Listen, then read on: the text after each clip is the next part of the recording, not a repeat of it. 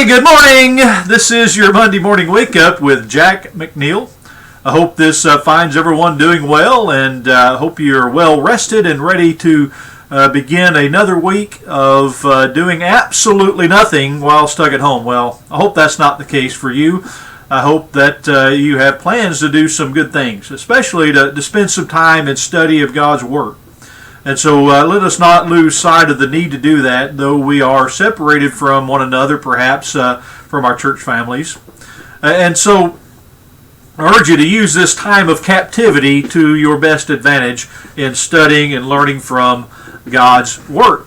Now, this morning, what's on my mind comes from an email that I got in the mail at the church building the other day. And let me show this to you. This may sound familiar to some that have received similar type email. Basically, this is an email from a woman who claims that her husband deposited $13 million in a bank in Turkey, and that he died, and she's been a widow for a number of years, and that she now has cancer and has had a stroke, and so she would like for the money to not go to her husband's family. See, she has no children, and so she wants the $13 million to go to a good charitable organization, someone with a good heart. And so, and she says, if this message comes to your official mail, please write me using your private mail for more convenient communication. And so she wants you to use the money for whatever you want, but she encourages you to use that $13 million for charity. Now, if that sounds familiar, there's a lot of these scams like that. It's called the Nigerian scam, I think is what this one actually is, because it originated in the country of Nigeria. And so this is a email kind of scam that what happens. Those that are familiar with this type of scam, what they say is, you contact them, and they'll tell you the next step would be for you to deposit about $250 into an account so that they could set up the transfer fee. They want to give you $13 million, but apparently, because they don't have the $250 available, whatever reason, they want you to send the $250 so they can send you the $13 million. Now, if they got $13 million, they don't need your $250. They want to give you the money. They can do it, and that $250 isn't going to hurt them a bit. And so it's a scam. A new variation on that, rather than deposit the $250, they go and buy 10 $25 gift cards. And then give us the numbers, the card numbers, and the PIN numbers for those 25 gift cards. That makes it even harder to trace them after they're done. And so there's that. And then, of course, you don't get the $13 million, and a few days later they'll send you an email. We ran into some legal hurdles. And so we've hired a lawyer, and he thinks he can straighten this out, but his legal fee is going to be about $5,000. And so they want you to wire them $5,000 so that they can get that legal fee straightened out, and then they'll send you the $13 million.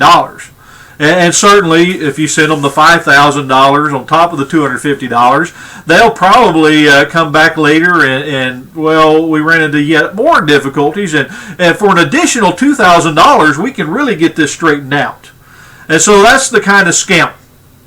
And so I got one of those at the church email address, and it's a little different here, is that they're saying that this is a direction from the Almighty, that the money needs to go to a church so that the church can use it to help those that are poor. And so, but they want you to use your private email address, not the church email address. You see, what they're doing is they're preying on greed. I got another one, a Facebook post I shared, a video that somebody else had shared, and somebody in the comments clicked on there and they said, you win. And then they gave their profile information, and click on my profile to learn how to collect your $10,000. And so I'm like, woo, I just won 10 grand for sharing a video that somebody else had posted. Wow. Big money. Maybe if you share this post, somebody will give you $10,000. And so I go on this thing, and I go on this profile, and there's a post there, and it says, to receive your $10,000, like and share this post, first of all, and then go to another website, which is a free streaming service, or a streaming service, and you sign up for a free trial.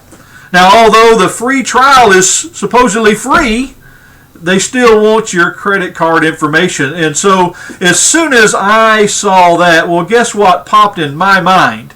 The immortal words of Admiral Ackbar from Star Wars. It's a trap. Absolutely. It's a scam. And so I ran as far from that as I could, and I unliked and unshared the post that he had made that I was supposed to like and share. They did get my email address, but it's my email address. I've got a throwaway email address. If I want to sign up for something, but I don't want to have to look at it and get a bunch of spam on my regular email address, I use my old email address, and I check it every once in a while, and usually just delete all the posts without looking. And so there's my little scam there. And so what do these have in common? Again, it is they prey upon the intended victim's source of greed or discontent or the desire for that which costs them nothing.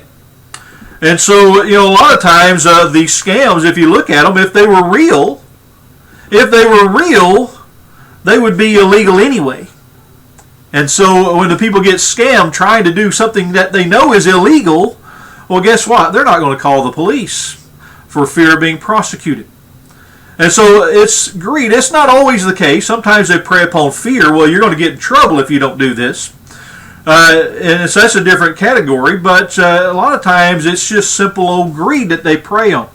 The Bible has a little bit to say about greed, doesn't it? The Bible talks about laying up treasures in heaven, not on earth, where things can deteriorate, get stolen, things like that, and lay up your treasure in heaven. So we should be concerned about treasure, but spiritual treasure, not material treasure.